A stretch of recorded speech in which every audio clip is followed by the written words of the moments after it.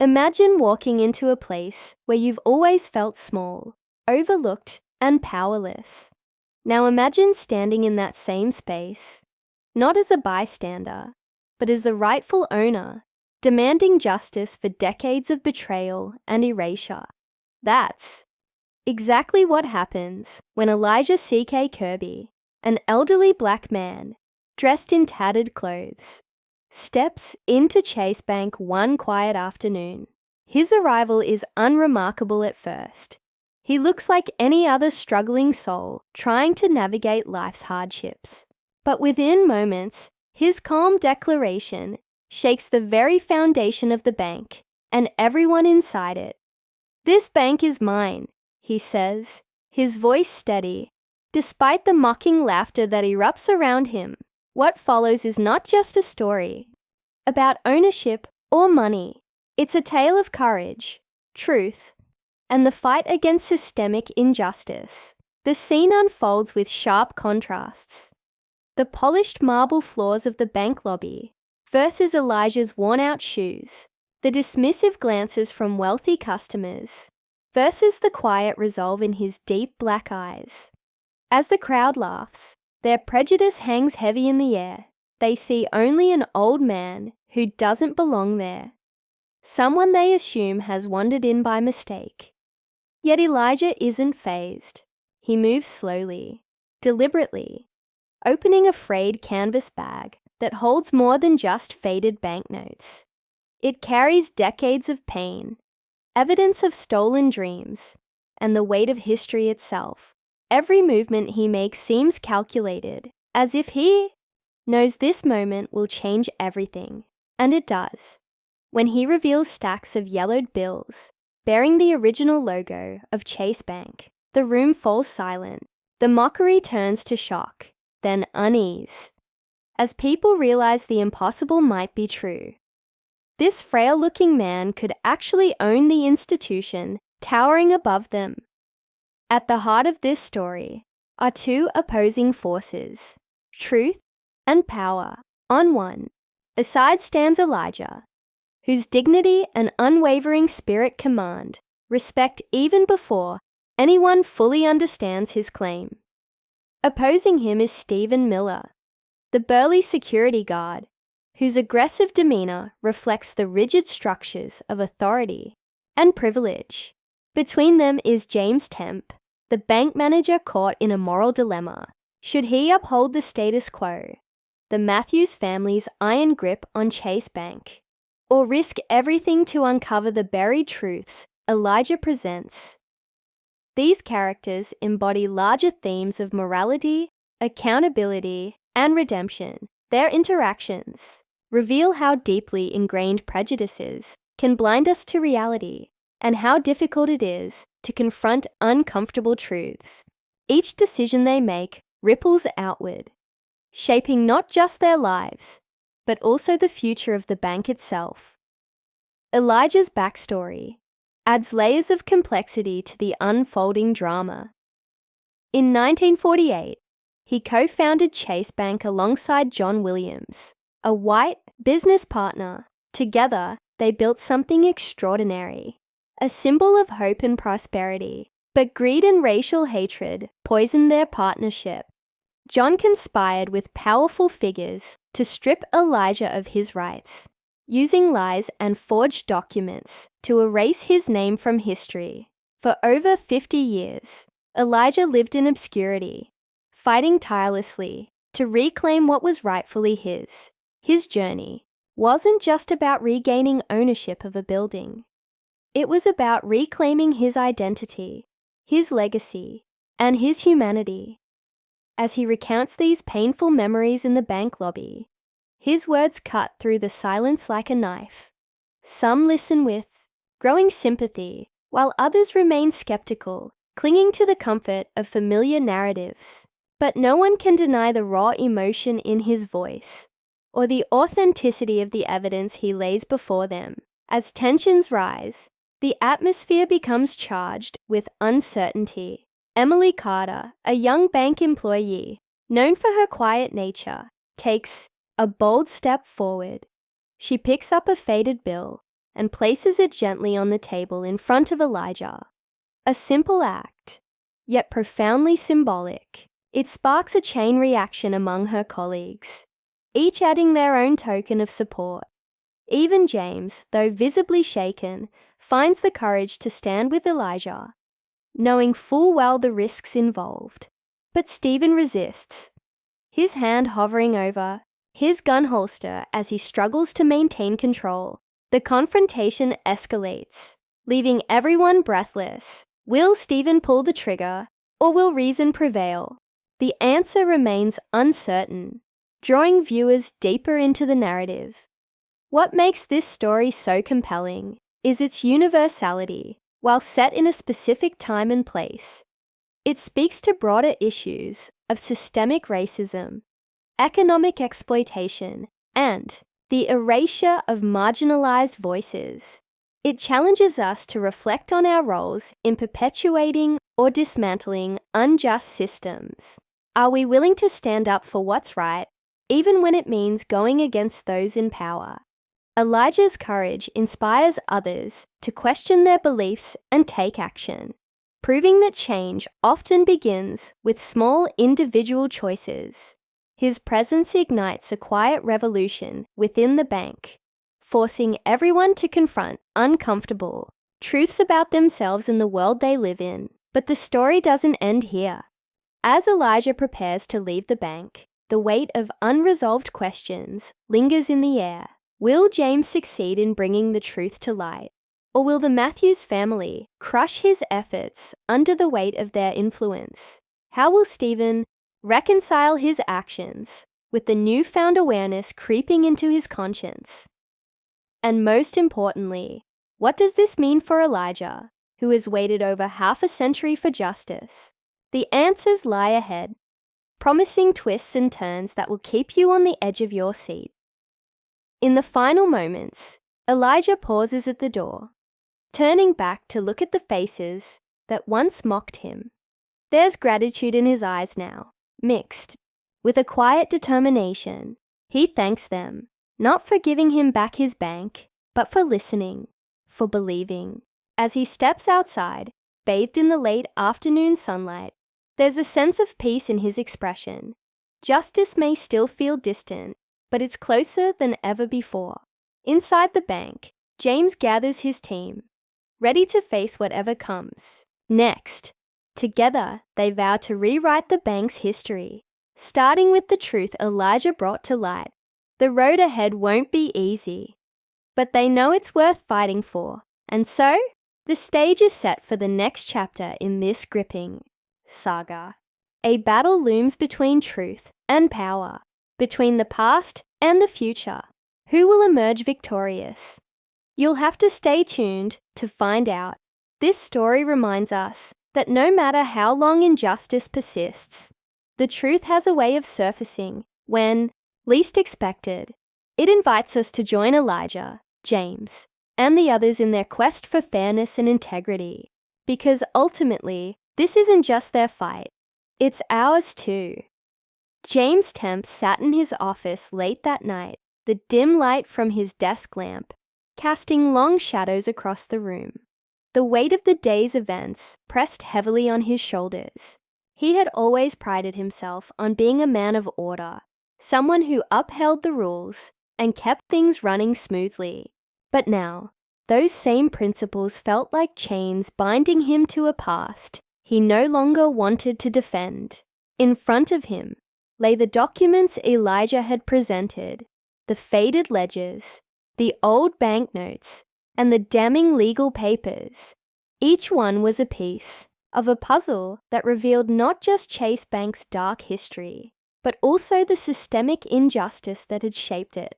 As James stared at them, he couldn't help but wonder how many others like Elijah had been erased from history, their contributions stolen, their voices silenced. The Matthews family loomed large in his mind. They weren't just wealthy benefactors.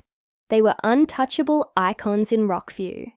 Their name carried power, influence, and fear. James knew what challenging them meant. Public humiliation, lawsuits, maybe even threats to his safety. Yet, as he replayed the day's events in his head, he realized something deeper. Silence wasn't an option anymore.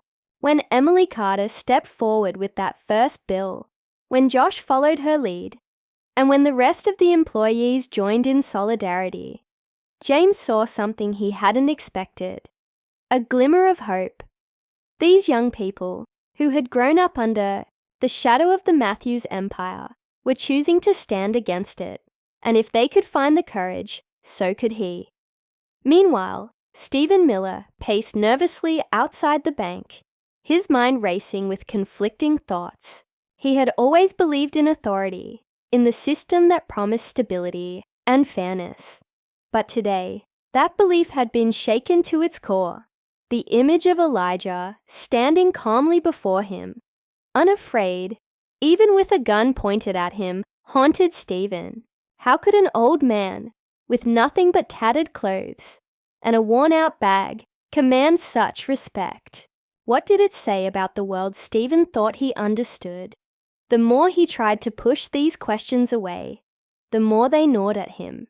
For the first time in his life, Stephen questioned whether the power he wielded was truly justified, or if it was just another tool used to protect lies. Elijah, meanwhile, walked through the quiet streets of Rockview, feeling a mix of emotions he hadn't allowed himself to feel in decades. Relief, pride, sadness. It all swirled inside him, threatening to overwhelm him. But beneath it all was a stubborn determination. He had waited too long for this moment to let doubt creep in now. Still, memories of the past flooded back, each one sharp and vivid. He remembered the day John Williams betrayed him, the courtroom where judge after judge dismissed his claims, and the cold stares of neighbors who once called him friend. Those years of rejection and loneliness had nearly broken him, but somehow he had held on. Now, as he looked toward the horizon, he felt a renewed sense of purpose. This fight wasn't just about reclaiming his bank. It was about ensuring no one else would suffer the way he had. Back at the bank, preparations for the upcoming showdown with the Matthews family were underway. James gathered the staff early the next morning, explaining the risks they were about to face. "This won't be easy," he warned them. "They'll try to intimidate us, discredit us, maybe even destroy us, but we can't let them win. Not this time." His words resonated deeply with everyone present. Emily spoke up, her voice trembling but resolute. "We owe it to Mr. Kirby and to ourselves to do what's right. If we don't, who will?" Her words sparked a fire in the room, uniting the employees in a shared mission. Even Stephen, though, still conflicted, nodded silently, unable to deny the truth any longer. As news of Elijah's story began to spread, the town of Rockview found itself divided. Some residents rallied behind Elijah, seeing his struggle as a reflection of their own grievances against the powerful elite. Others clung to the status quo, dismissing Elijah's claims as nonsense or exaggeration. Tensions simmered, boiling over into heated debates at local cafes and community meetings. Reporters descended on the town, eager to uncover the truth behind Chase Bank's hidden history. The pressure mounted, forcing everyone involved to confront uncomfortable realities. For Elijah, the growing attention brought both support and scrutiny. Strangers approached him on the street, some offering words of encouragement, others demanding proof. It was exhausting, but Elijah met every challenge with grace and patience. He knew the road ahead would be fraught with obstacles, but he also knew he wasn't alone anymore. James visited him regularly, updating him on their progress and seeking guidance. Their bond grew stronger with each meeting, built on mutual trust and admiration. Finally, the day of reckoning arrived. James stood before the executive board of Chase Bank, flanked by Emily, Josh, and several other employees who refused to stay silent. Across the table sat members of the Matthews family, their expressions icy and unyielding. The air crackled with tension as James laid out Elijah's evidence. Piece by piece, accusations flew, tempers flared, and the room erupted into chaos. But James remained steadfast, his voice unwavering, as he recounted Elijah's story and demanded accountability. Outside, a crowd had gathered, holding signs that read, "Justice for Elijah" and "Truth over power." Among them was Stephen, watching silently. Though he hadn't joined the protest, his presence signaled a shift, a recognition that the tide was turning. Inside, the battle raged on, each side refusing to back down, just as it seemed like the Matthews family might prevail.